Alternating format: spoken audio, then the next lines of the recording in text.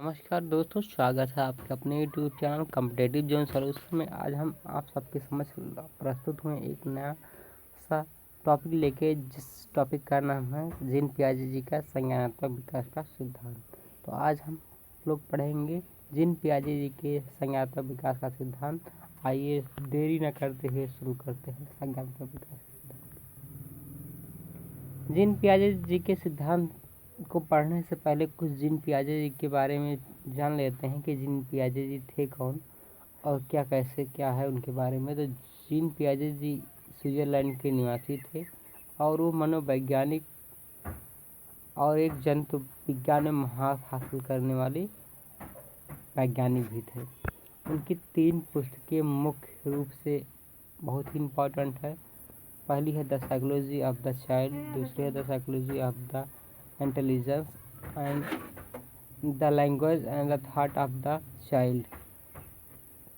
The language and the thought of the child, ये 3 पुस्तकें बहुत ही महत्वपूर्ण हैं। इन्हें आप लोगों को पता होना बहुत ही ज़रूरी है, मस्ट है। आइए नेक्स्ट टॉपिक पे चलते हैं, देखते हैं क्या है आगे। देखिए, अब संज्ञानात्मक विकास के सिद्धांत को पढ़ने से पहले हमें 2 बातों का बहुत ही अवश्य जानकारी होनी चाहिए, जिसमें फर्स्ट है क्या है? फर्स्ट है संगठन, दूसरा है क्या? अनुकूलन, सेकंड है क्या? अनुकूलन। अनुकूलन के अंदर ही है क्या? आत्मसातीकरण, फिर समायोजन या समाविष्टीकरण, ये है। इसके बाद स्कीमा भी है। स्कीमा इसी के अंदर पढ़ लीजिए, यहीं जान लीजिए स्कीमा के बारे में। देखिए क्या होता है, ऑर्गेनाइजेशन जो होता है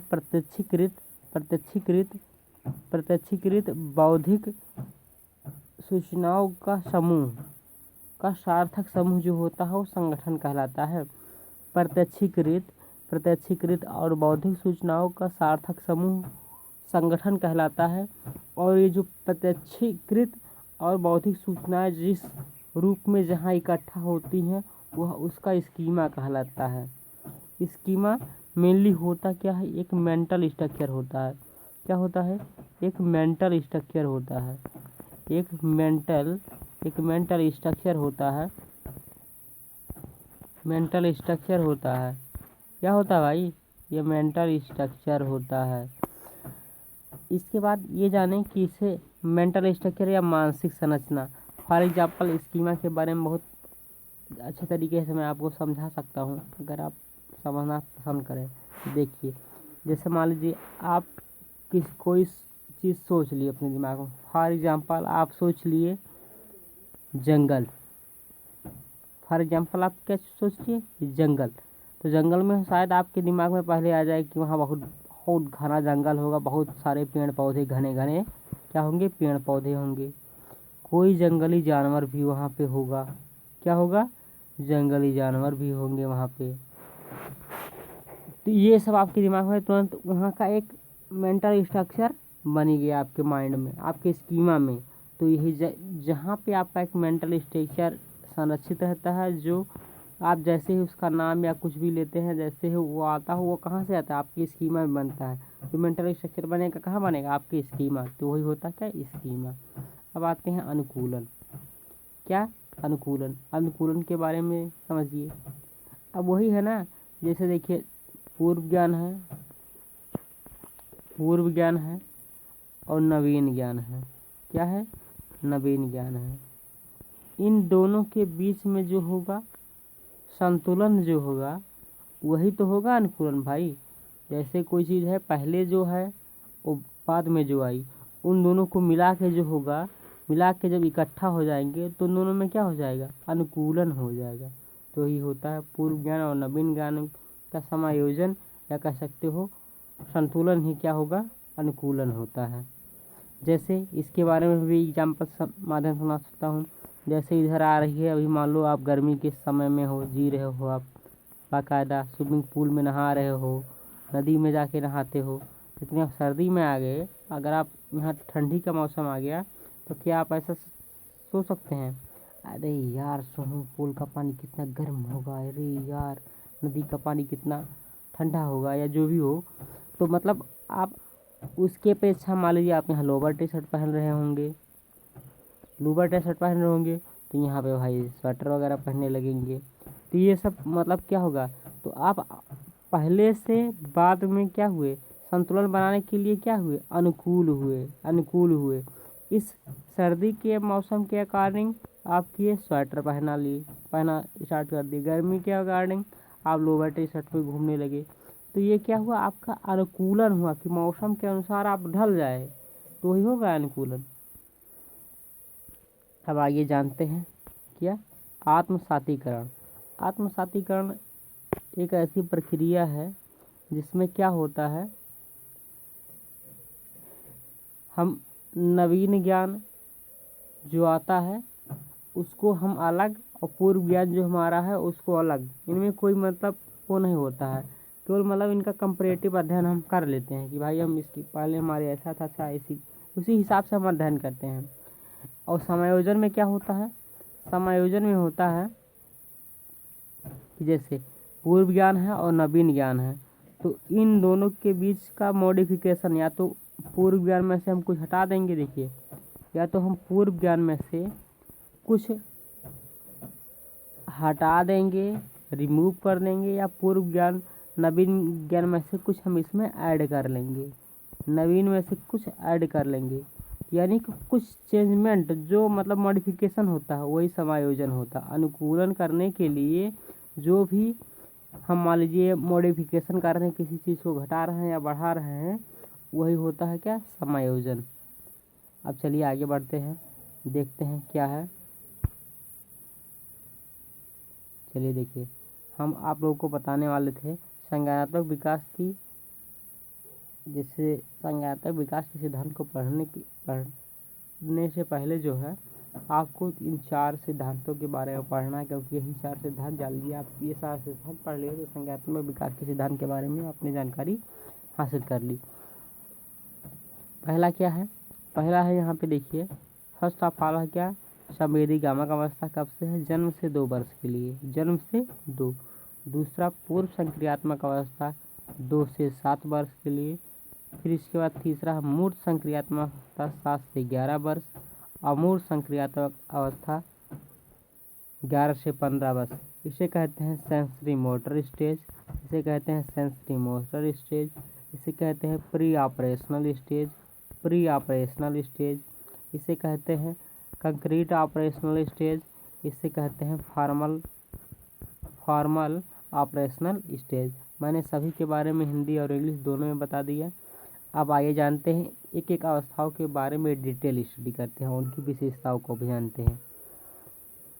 देखिए, अब किया जाए संवेदी गामक अवस्था, अभी मैंने हाल ही में बताया कि जन्म से 2 वर्ष के लिए होता है।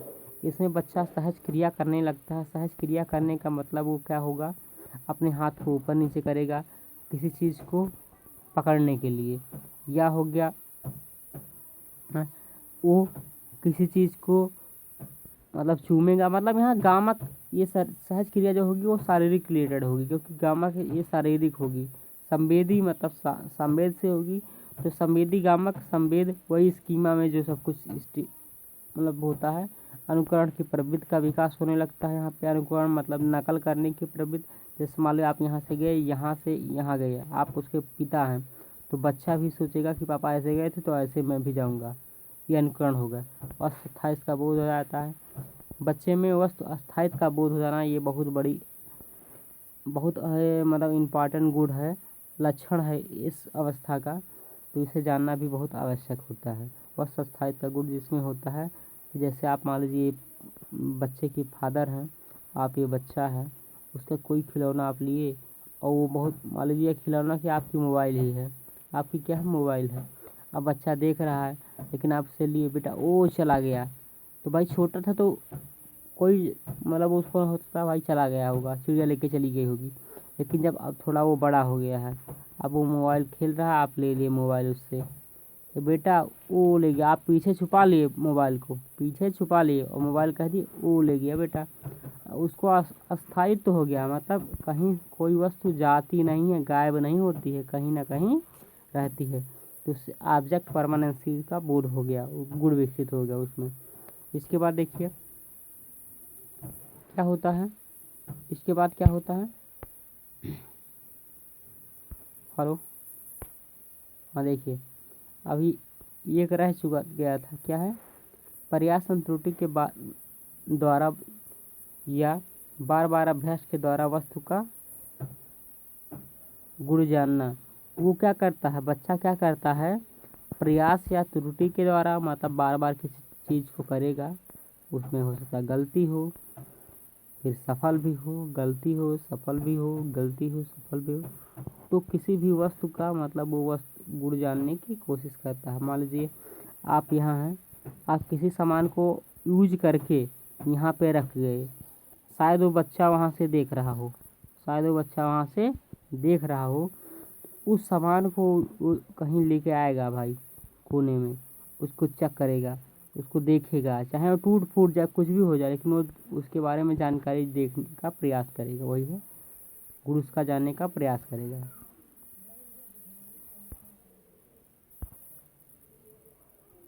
पूर्व संक्रियात्मक अवस्था जो होती है ये जन्म 2 वर्ष से 7 वर्ष के लिए होती, सॉरी ये 2 वर्ष से 7 वर्ष के लिए होती है।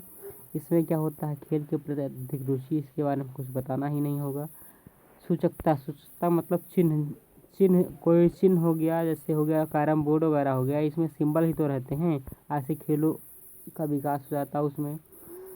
फिर इसके बाद आत्मकेंद्रिता, उसमें जो भी होता है वो स्वयं के इर्द गिर्द करके वो बातें करता है, स्वयं को वो मानता है, मान के चलो स्वयं को सुल्तान या खलीफा घोषित करना, जो भी बात करेगा अपने आप को सेंटर में रख के बात करेगा।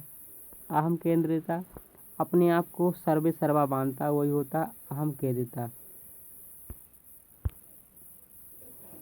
इसके बाद आ गया थर्ड अवस्था, मूर्त संक्रियात्मक अवस्था।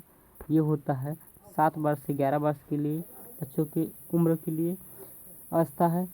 मूर्त वस्तु के प्रति चिंतन होता है। मूर्त मतलब डायरेक्ट, इसका रिलेशन है प्रत्यक्ष से। प्रत्यक्ष कोई चीज़ प्रत्यक्ष है, जैसे मान लीजिए यहाँ पे उसका बैग रखा है, या उसकी ज्योमेट्री बॉक्स रखी है, या ड्राइंग बुक रखी है, तो ड्राइंग बुक के बारे में सोचेगा और किसी, या ड्राइंग करने के बारे में सोचेगा, ना कि अब ड्राइंग में जो पिक्चर बना हो कहाँ होगा, कैसे होगा, क्या कर रहा होगा, तो ये नहीं सोचेगा। वो डायरेक्ट जो उसमें पिक्चर बना है, अब वो गायब है या नहीं है उसमें, तो उसके बारे में जो दिखाई दे रहा है उसी के बारे में सोचेगा, प्रत्यक्ष वस्तु के बारे में सोचेगा, कि ना कि अप्रत्यक्ष के बारे में। विचारों में क्रमबद्धता का विकास होने लगता है। जैसे विचारों में क्रमबद्धता आने लगती है, जैसे किसी विचार को या कोई चीज़ कह रहा है या कोई विचार रख रहा है, तो उसमें क्रमबद्धता देखने को मिलती है।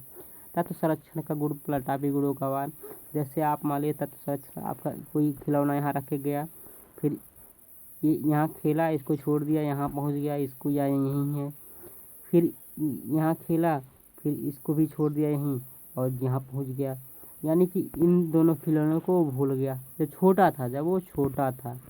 अब देखो, अब वो क्या हो गया है, बड़ा हो गया, अब वो हो गया बड़ा, एक खिलौनों को खेला और यहाँ पहुँच गया, तो इस खिलौनों को भी यहाँ लेके आया, इस खिलौनों को भी यहाँ लेके आया, फिर इस खिलौनों को यहाँ लेके गया, तो ये भी यहाँ गया, तो मतलब ये सब लेके अपने अपने सेफ रखता है, जैसे कोई उसको उसकी छुड़ा नहीं सकता, ये कहता है मेरा है, ये मेरा है, तो यही तत्व संरक्षण का गुण आ जाता है उसमें। पलटावी गुणों का विकास, पलटावी, जैसे आप उससे कुछ कहेंगे, जैसे आप कुछ कह दिए उनसे कि बेटा, या जो भी हो, अगर आप उससे बुरा, जैसा भी अच्छा या बुरा जो भी लगा हो, उसी बिहाफ पे आपको जवाब भी देगा। अगर जवाब वाली बात रहेगी तो आपको, अगर आप ऐसे उसको तीर मारे हैं तो भी तीर इसको ऐसे मारेगा। वो पलटावी गुणों का विकास उसमें हो ही जाता है।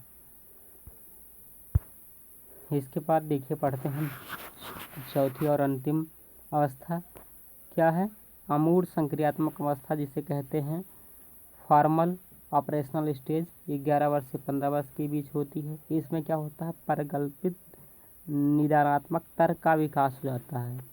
वो कल्पना शक्ति का उसमें विकास हो जाता है, और कल्पना शक्ति के माध्यम से निदान करने की शक्ति का विकास हो जाता है उसमें। भाषा से संबंधी योग्यता और संप्रेषण शक्ति का भी विकास हो जाता है। भाषा जैसे मतलब जैसे जो छोटा था तो उसे ABCD छोटा बड़ा या जो भी हो, वर्णमाला या अल्फ़ाबेट नहीं आता था उसको, लेकिन अब वो क्या हो गया, वर्णमाला अल्फ़ाबेट में एकदम महारत हासिल करने वाला और संप्रेषण शक्ति का अच्छे तरीके से संप्रेषण करने वाला बच्चा बनने वाला है। शक्ति का विकास हो गया उसमें। सृजनात्मक चिंतन, मतलब वो अब सारी चिंतन करने लगा है। वो चौतरफा किसी चीज़ के बारे में सोचेगा तो चौतरफा उस बारे में सोचेगा। चौतरफा मतलब सृजनात्मकता की तरफ सोचेगा। समस्या समाधान की योग्यता होती है। उस समस्या के समाधान की योग्यता भी उसमें विकसित होने लगती है। यही था चौथा और अंतिम अवस्था। आइए हम जानते हैं कुछ क्वेश्चन, जैसे किस टाइप के क्वेश्चन इसमें बनते हैं। देखिए, जैसा कि आप देख रहे हैं कि स्कीमा के बारे में किस मनोवैज्ञानिक ने समझाया था। तो स्कीमा के बारे में थॉर्नडाइक साहब समझाए थे, कि कोहलर जी समझाए थे, कि पियाजे जी, कि स्किनर साहब। आप लोग को उत्तर बताना है कि कौन समझाया था। तो अभी आपने पढ़ा कि थॉर्नडाइक साहब के बारे में तो आज पढ़े नहीं हो, कोहलर के बारे में पढ़े नहीं हो, जीन स्किनर के बारे में। तो जीन पियाजे जी, अभी मैं आपको अभी तुरंत बताया कि स्कीमा क्या होता है, कि मेंटल स्ट्रक्चर होता है, जिसके बारे में बहुत अच्छे तरीके से मैं समझाया। चलिए आइए नेक्स्ट क्वेश्चन पे चलते हैं, देखते हैं दूसरा क्वेश्चन क्या है। तो इसमें क्या है, वस्तु अस्थायित्व का गुण किस अवस्था में विकसित होता है। क्या होता है, वस्तु अस्थायित्व का गुण किस अवस्था में विकसित हो जाता है। तो ये क्या होता है, पूर्व संक्रियात्मक में नहीं होता, मूर्त संक्रियात्मक में नहीं होता, नानावधीज भी ऐसा भी नहीं हो सकता। ये क्या है, संवेदी गामक अवस्था है। तो आपने देखा कि किस टाइप के क्वेश्चन बनते हैं किसी भी टॉपिक से, तो उस टाइप के क्वेश्चन में मैंने सॉल्व कराने की कोशिश की। तो इसी के साथ मुझे याद दीजिए, और अगर आपको वीडियो अच्छी लगी तो हमारे चैनल को लाइक शेयर और सब्सक्राइब करिए, और ज़्यादा